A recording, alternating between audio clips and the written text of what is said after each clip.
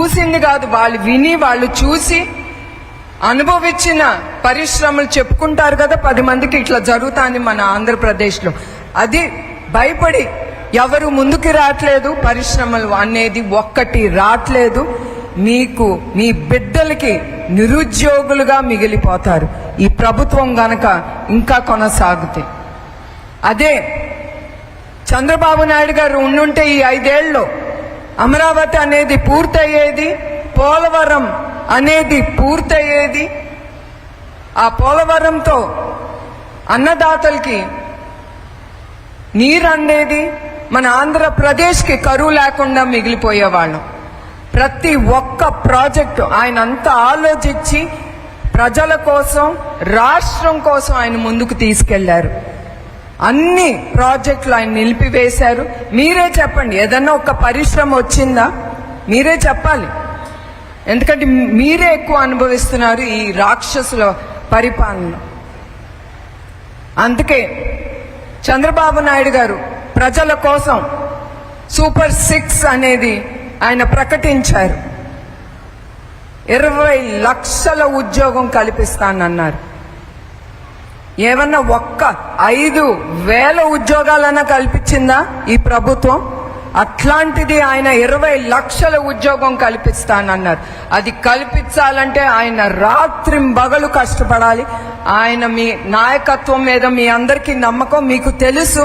ఆయన ప్రజల కోసం చాలా కష్టపడతారు, అది నాకు కూడా తెలుసు. అట్లానే నిరుద్యోగులకి 3,000 రూపాయలు ప్రతి నెల వాళ్ళ అకౌంట్కి వెళ్తుంది. అన్నదాతలకి 20,000 రూపాయలు పెట్టుబడికి. అట్లానే చదువుకునే బిడ్డలకి 15,000 రూపాయలు ప్రతి సంవత్సరం. ముగ్గురు చదువుకునే బిడ్డలకి 45,000 రూపాయలు వాళ్ళ అకౌంట్కి వెళ్తుంది. అట్లానే 1,500 రూపాయలు ఆడబిడ్డకి ప్రతి నెల వాళ్ళ అకౌంట్కి వెళ్తుంది. అదే కాకుండా మహిళలకి ఆర్టీసీ బస్లో ఉచిత ప్రయాణం. అదే కాకుండా ఇప్పుడు ఈ ప్రభుత్వం ఇచ్చే 3,000 పెన్షన్ చంద్రబాబు నాయుడు గారు 4,000 చేస్తా అన్నారు. అది కూడా మీ ఇంటికి పంపిస్తానన్నారు. ఇప్పుడు ఈ వైసీపీ ప్రభుత్వం దుష్ప్రచారం చేస్తుంది. టీడీపీ ప్రభుత్వం కాదు, వాళ్ళకి ఎప్పుడు చంద్రబాబు నాయుడు అదే ఆలోచిస్తారు. చాలా ఆయన పేరు రోజంతా జపం చేస్తారు. అది వాళ్ళు మర్చిపోతున్నారు. ఆ పేరు వాళ్ళు జపం చేస్తే ఆయనకి ఆయుష్ కూడా పెరుగుతుంది. అది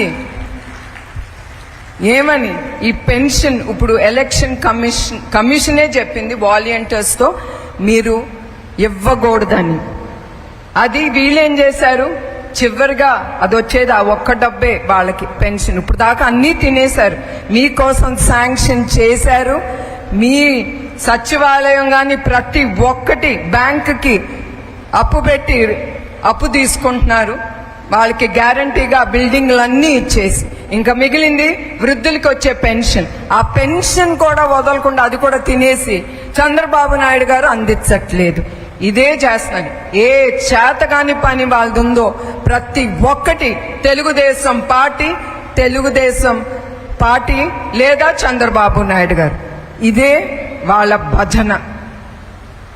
సో మీరందరూ ఇవన్నీ గుర్తుంచుకుని మీ సంతోషం కోసం, మీ బిడ్డల భవిష్యత్తు కోసం మీరు ఆలోచించి ఓటేయాలి. ఇంకా మన కార్యకర్తలకు వస్తే ఇంకా మనం చెప్పక్కర్లేదు. ఈ 5 సంవత్సరాలు చాలా అత్యాచారాలు మీరు ఎదుర్కొన్నారు ఈ ప్రభుత్వం ద్వారా. ఏనాడు చంద్రబాబు నాయుడు గారు ఉన్నప్పుడు ఇట్లాంటి పాలన నమ్మేవారు కాదు. అట్లా హింసలు చేసే వాళ్ళని ఆయన పార్టీ అయినా కూడా ఊరుకునేవారు కాదు. అట్లా చాలా మంది కార్యకర్తలు వాళ్ళు ఈ ప్రభుత్వానికి గురయ్యారు. ఇంకొక్కసారి ప్రతి కార్యకర్తకి నా హృదయపూర్వక ధన్యవాదాలు. మీ అందరికీ పాదాభివందనాలు.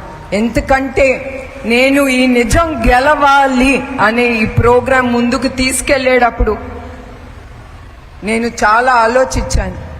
ఒక పక్కన కొంచెం భయం, ఎందుకంటే నా శ్రేయోభిలాషులు అన్నారు వీళ్ళు రాక్షసులు, వీళ్ళు దేనికైనా తెగిస్తారు, నువ్వొక్క లెక్క కాదు అని. ఆ భయంతో నేను అడుగు బయట పెట్టాను. ఎప్పుడు నాకు అలవాటు లేదు ఇది, కానీ నా కార్యకర్తల కోసం నేను అడుగు బయట పెట్టాను. మళ్ళీ చెప్తున్నాను, ఆ భయం ఉండింది కానీ ముందు వెనకాల ఎప్పుడు కాపాడింది ఈ కార్యకర్తలే. మీరే నాకు దిక్కుగా అండగా నిలిచారు. అది నేను ఎప్పుడు నా జీవితంలో నేను ఎప్పుడు మర్చిపోను. అందుకే ఇంకొక 30-40 రోజుల్లో మనందరం కురుక్షేత్ర యుద్ధాన్ని ఎదుర్కోబోతున్నాం. అవునా కాదా? దానికి ఆయుధం ఏంటి చెప్పండి మీరు? ఓటు. ఆ ఓటు అనే ఆయుధంతో ఇప్పుడుండే ఈ ప్రభుత్వాన్ని ఎదుర్కొని ఆ ప్రభుత్వాన్ని దించేసి ప్రజల ప్రభుత్వాన్ని తీసుకురావాలి. మనం అందరం సంతోషంగా ఉండాలి. మన రాష్ట్రం అభివృద్ధి చెంది ముందుకెళ్లాలనే మీరందరూ కోరుకుని ఆ ఆయుధంతో ఈ ప్రభుత్వాన్ని దించేయాలని కోరుతున్నాను. ఇప్పుడు ఒక కుటుంబం ముందుకెళ్లాలంటే తండ్రి చాలా అవసరం. అవునా కాదా చెప్పండి మీరే స్త్రీలు? అట్లానే రాష్ట్రం ముందుకెళ్లాలంటే ఒక్క నాయకుడు అవసరం. ఎట్లాంటి నాయకుడు? ప్రజల నాయకుడు. చంద్రబాబు నాయుడు గారు ఆయన సంపాదించాలంటే 14 ఏళ్లుగా సీఎంగా ఉన్నారు. అప్పుడే సంపాదించి ఆయన ఇప్పుడు అవసరం ఆయనకి ఈ వయసులో మీ సొమ్ము అక్కర్లేదు ఆయనకి, ఆయన కుటుంబానికి కూడా ఏం అక్కర్లేదు.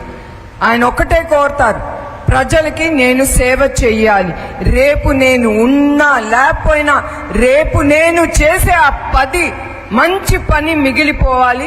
అది చూస్తే అది చంద్రబాబు నాయుడు గారు చేశారు అనేది మిగిలిపోతుంది.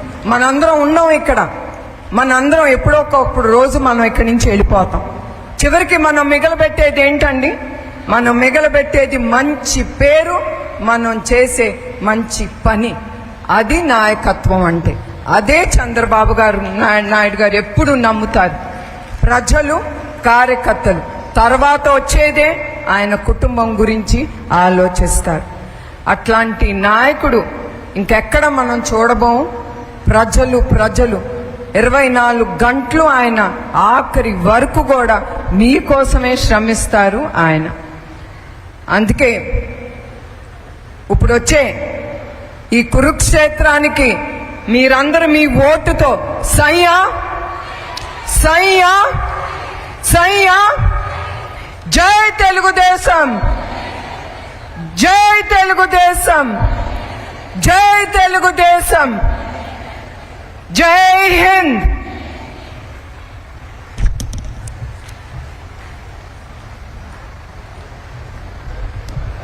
నారా చంద్రబాబు గారి నాయకత్వం, నారా చంద్రబాబు గారి నాయకత్వం, నారా లోకేష్ గారి నాయకత్వం, నారా భువనేశ్వరమ్మ గారితో ముస్లిం నారీ మహిళలు ఏర్పాటు చేసిన ఈ సభ ఇంత దిగ్విజయంగా ముందుకు సాగినందుకు ప్రతి ఒక్క ఇక్కడికి విచ్చేసిన ప్రతి మహిళకు పాదాభివందనం తెలియజేసుకుంటూ ఈ పార్లమెంట్ లో ప్రతి ఒక్క అసెంబ్లీ సీటు సైకిల్ గుర్తుకేసి గెలిపించాలని, పార్లమెంట్ అభ్యర్థిని గెలిపించాలని చెప్పి మరొకసారి విజ్ఞప్తి చేసుకుంటూ జై తెలుగుదేశం. పంపించు సాంగ్ ప్లీజ్.